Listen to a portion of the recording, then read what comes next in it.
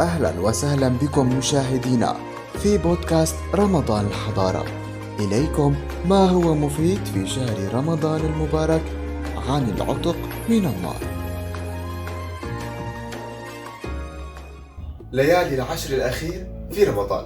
عن النبي صلى الله عليه وسلم قال: التمسوها في العشر الأواخر من رمضان، في 9 تبقى، في 7 تبقى، في 5 تبقى، وفي رواية هي في العشر 7 يمضين أو 7 يبقين عليه الصلاة والسلام.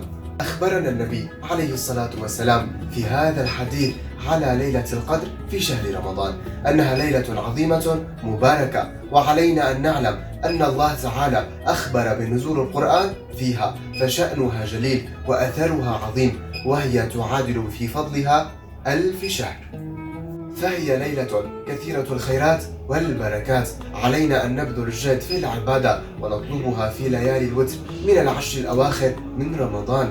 علينا أن نكثر العبادة في هذه الليلة المباركة حتى تعود علينا بالنفع الكثير والأجر الكبير إن شاء الله.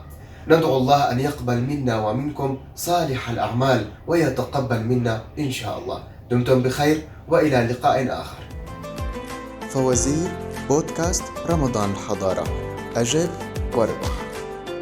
ما حكم أحياء ليلة القدر؟